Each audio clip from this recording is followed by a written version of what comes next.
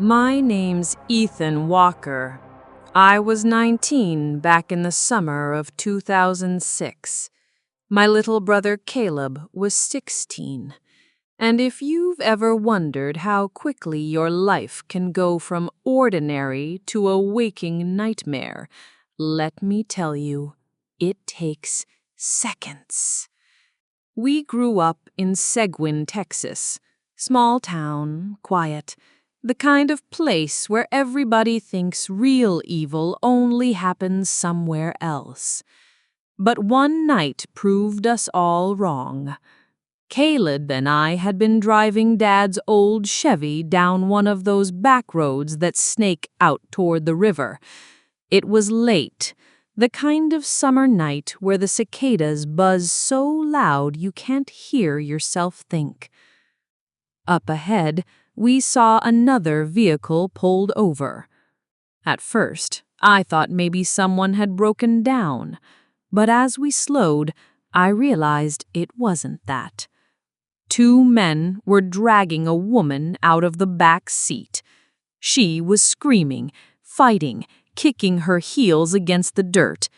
The woman was in her 30s, a blonde with striking features. She was wearing a pale blue tank top and dark khaki shorts. Her arm was dangling from the bicep, clearly broken and twisted. Her mouth was gagged with a rag, and one of her eyes was swollen. I remembered the distinct crimson liquid oozing from her top lip, busted with something sharp and heavy. I slammed on the brakes. My little brother whispered, "Ethan, don't stop." But I already had. The men saw us. For one long moment, nobody moved. The woman's eyes locked on mine, wide, desperate, begging me not to leave her. Then one of the men lifted a gun. I knew he will not hesitate to fire if I make any move at that moment, so I did what my instinct told me to do: raise both my hands up. My mind told me to do something fast. One of the men, tall and built like a tree trunk, landed his fist behind my neck, and I almost went out cold. They yanked open our doors before I could even think of throwing the truck in reverse. Caleb was shouting. I was trying to push him behind me, but it didn't matter. They had us out on the dirt in seconds. The last thing I saw before they tied blindfolds around our eyes was the woman, her face bruised, her mouth gagged, being shoved back into the car. We had seen too much. That was all it took.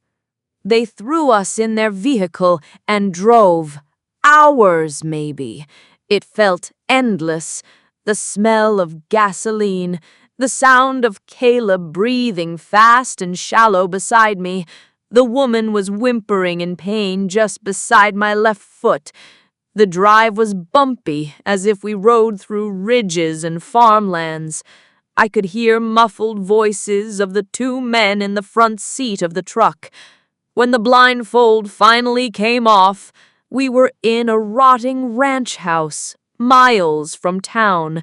They locked us in a dirt cellar, a bucket in the corner, nothing else. The woman wasn't with us. I didn't know if she was alive or dead. The days blurred. They came down sometimes, just to remind us we weren't going anywhere. Sometimes they'd shove a piece of bread at us, sometimes not.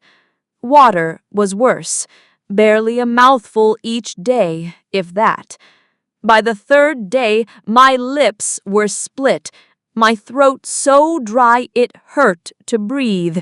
Caleb started shaking from dehydration. He was just a kid. I tried to keep him talking, but his words started slurring. By the 7th day, his tongue was so swollen he couldn't speak. I begged them. Every time they opened that door, I begged. I told them to take me, to let him go. I told him he was just 16. They laughed. One of them said, "You boys should have kept driving." By the 10th day, Caleb's breathing slowed so much I thought I'd lost him. I shook him until my wrists bled against the rope. Nothing. That's when I realized they never meant to let us out. We weren't kidnapped for ransom. We weren't mistaken identity. We had witnessed what they did to that woman, and now we were loose ends.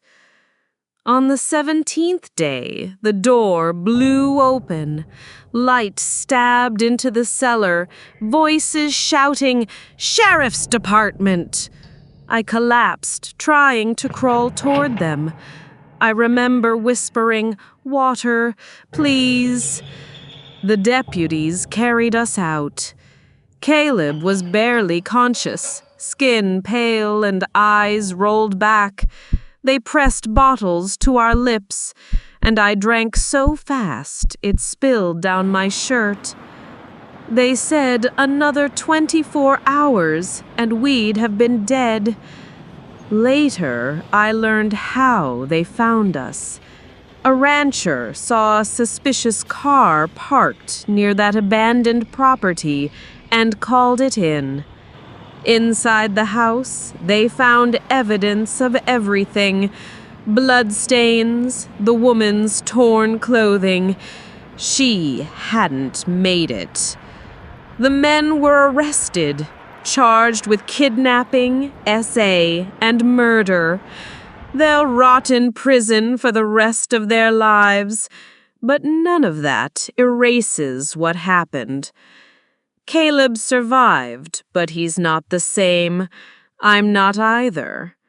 Some nights I still wake up drenched in sweat, hearing her screams, seeing her eyes begging me for help.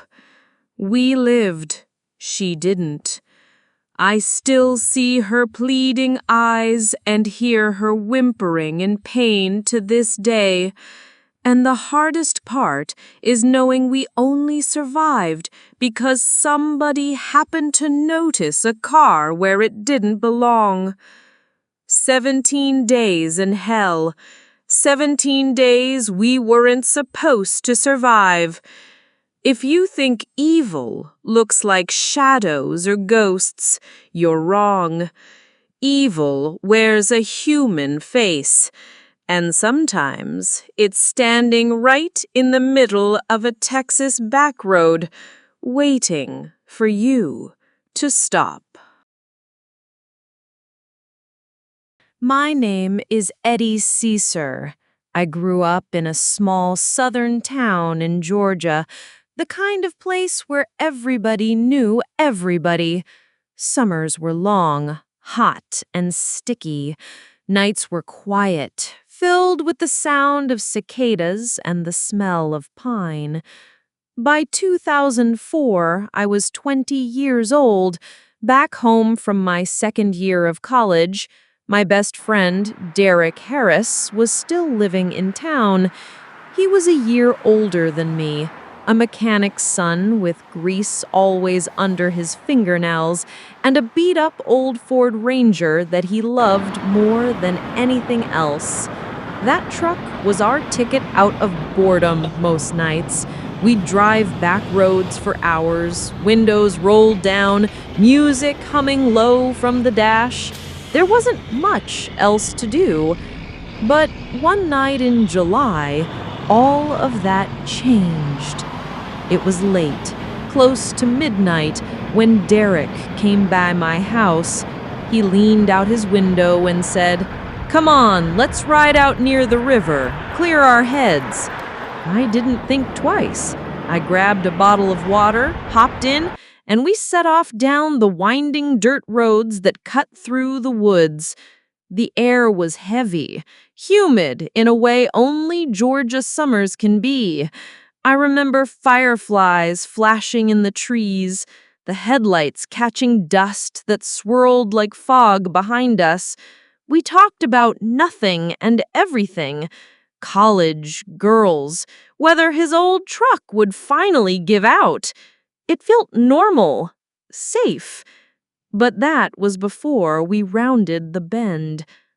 Derek slowed down.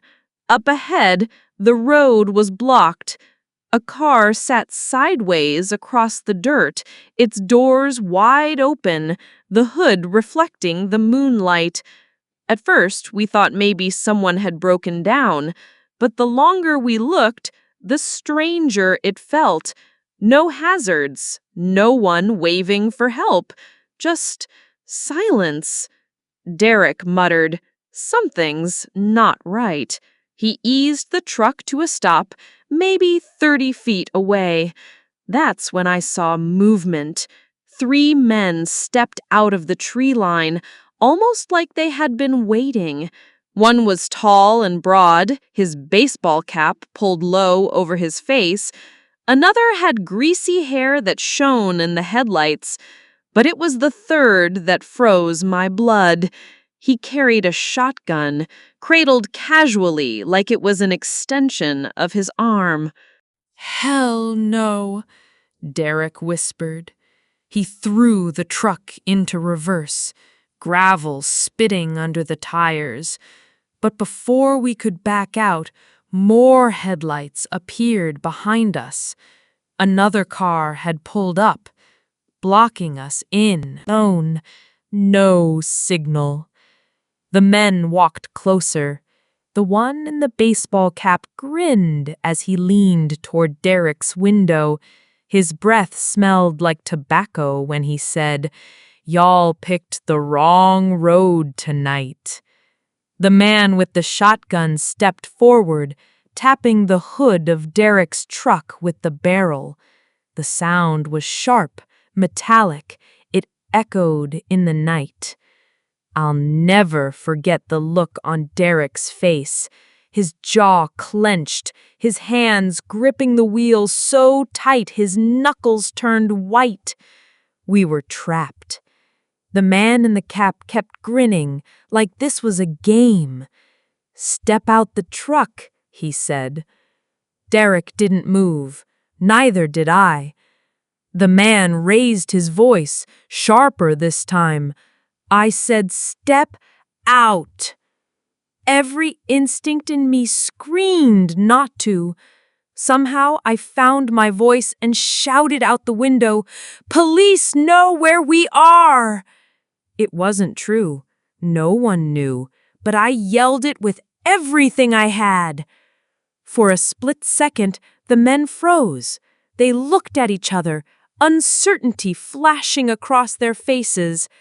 And then we all heard it, the low growl of an engine coming fast down the road. Headlights cut through the trees, brighter, closer. For one heart-stopping moment, I thought it was more of them, another trap. But as the vehicle rounded the bend, I saw the blue and red lights. A police cruiser. The 3 men scattered instantly. The one with greasy hair bolted for the woods. The man with the cap dove into the car, blocking the road. The one with the shotgun cursed and sprinted into the trees. Within seconds, they were gone. The cruiser skidded to a stop beside us, gravel flying. An officer jumped out, one hand on his holster, eyes darting between us and the road. "You boys all right?" he barked. Derek and I started talking over each other, voices shaking as we explained what happened. The officer's face went pale. He told us this wasn't the first report. For weeks, he said, there had been complaints of drivers being boxed in on rural back roads, people threatened, robbed at gunpoint. And there were whispers, dark ones, about a couple of drivers who never made it home. missing, no trace. We had almost been next. That night changed me. For days I couldn't sleep. Every sound outside my window made me jump. Every headlight I saw in the distance made my stomach twist. Derek stopped driving those roads.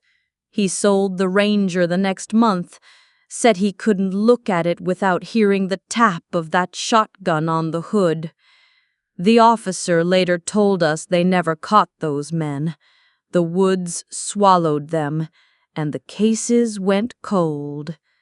Even now, 20 years later, I avoid back roads at night. Because when I think back to that humid Georgia summer in 2004, all I can picture is 3 men stepping out of the trees, a grin in the dark, and the barrel of a shotgun tapping against the hood of a truck. And I hear those words again, like they're whispered from the shadows. Y'all picked the wrong road tonight.